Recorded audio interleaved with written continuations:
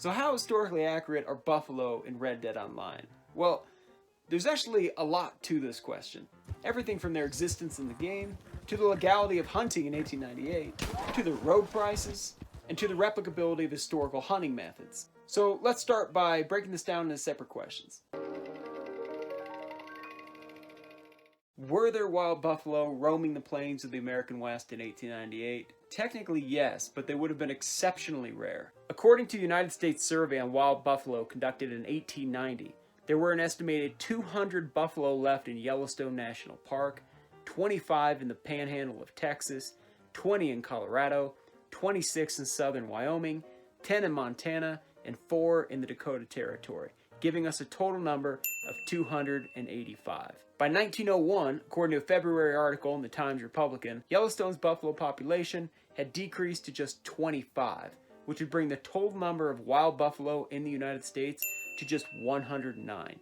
And that's assuming that the other herds maintain their numbers, which is pretty unlikely. Nonetheless, taking this decrease into account, about 16 buffalo a year, we can estimate that the 1898 population of wild buffalo in the United States was likely around 142. So what does this mean? This means you'd be very hard-pressed in 1898 to find a buffalo, a single buffalo, even if you launch an expedition to locate one.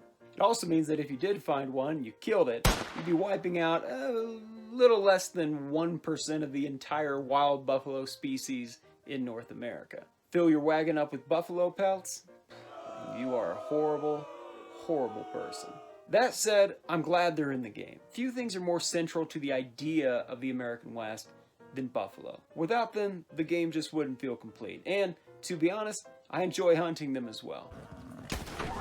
And while I'd love to see a herd of like 50,000 buffalo west of Emerald Station, I do appreciate the fact that there's so few of them in the game, because I think it really helps us to understand how few there actually were at that time. So, while technically there were wild buffalo in the American West in 1898, is it historically accurate to have them in the game? Not really. Which kind of brings us to our next part. Was it even legal to hunt buffalo in 1898? No, it was not.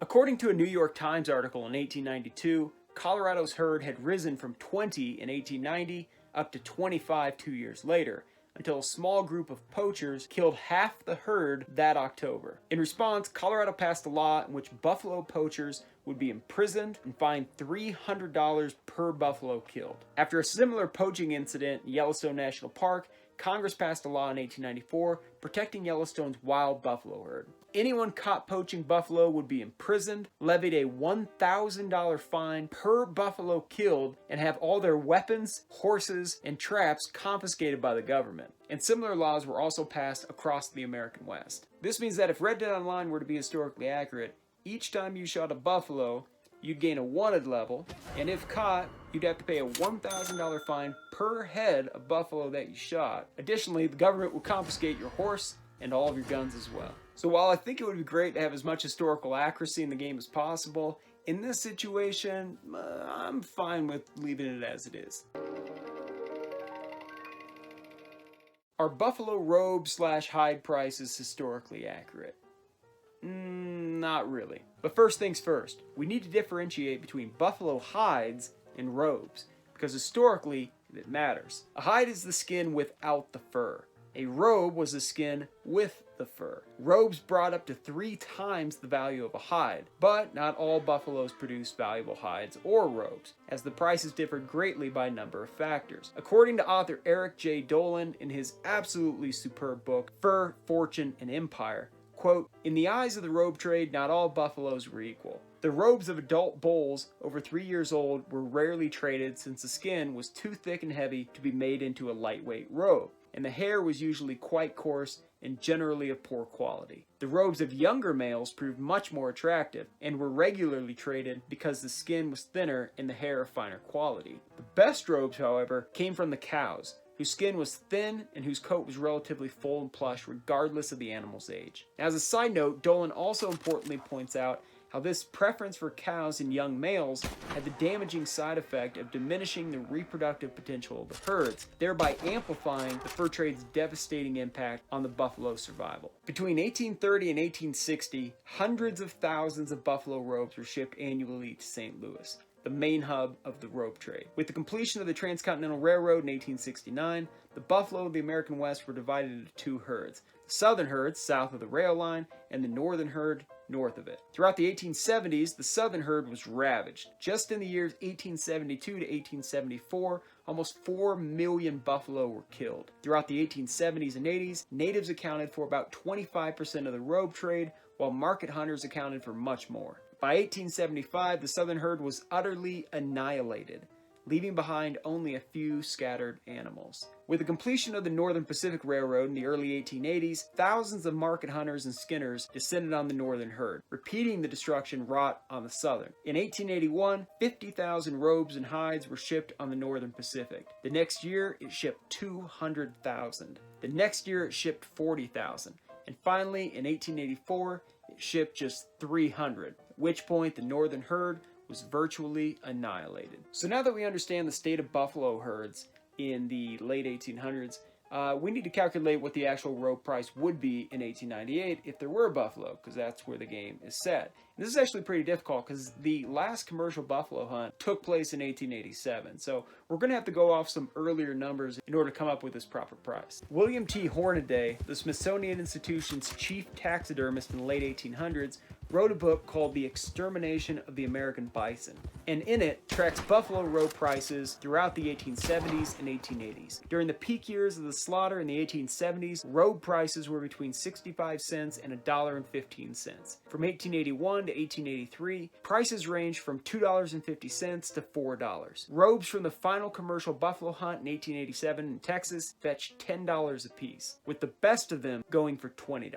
In 1888, the few buffalo robes remaining in warehouses of the biggest fur dealers in New York and Chicago sold for between $15 and $30, according to size and quality. In 1889, a Boston merchant trying to purchase robes by going door to door found that owners were unwilling to sell at any price. The author of the book Muskoxen and Their Hunters states that the Hudson's Bay Company in Canada was selling woodland buffalo robes in 1898 between 20 and 100 beaver mark apiece. That would mean it's equivalent to somewhere between $10 and $50. With all these figures, however, we need to keep in mind that the quoted prices are for the final tanned robes. Hunters only secured the raw material untanned. Based on the available sources, it looks like hunters were paid about 50% of the final commercial price. So using these figures and taking into account that the scarcity of the buffalo is going to raise the value of the buffalo as well, I think we can actually come up with a pretty good ballpark price. Starting with a 1-star quality buffalo skin, we need to remember that only skins with good quality fur would ever become robes at all, as anything less would just be used for its hide. So the 1-star skin should really just sell for the historical hide price, which I conservatively estimate in 1898 would be about $4.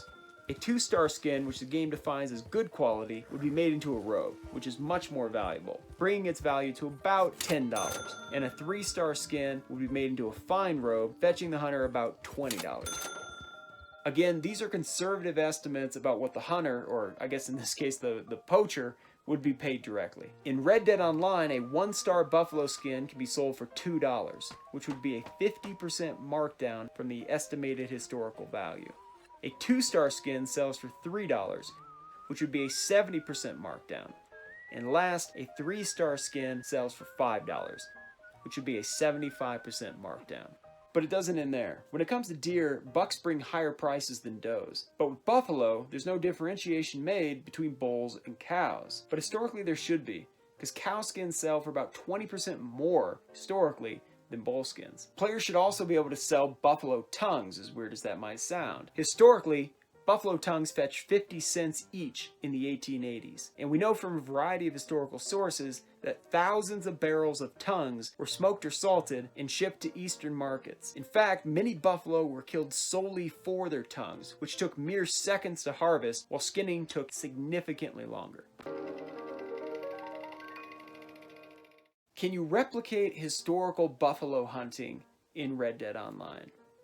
In some ways. The most traditional way of killing buffalo throughout history was the buffalo jump, where buffalo are spooked into stampeding, then directed towards a precarious cliff or drop-off where they plummet to their deaths. So I tried this, alone and with multiple friends. But regrettably, it doesn't work. Thank you nonetheless to Ragnarok and Crown Guy for putting in the time to test this out with me.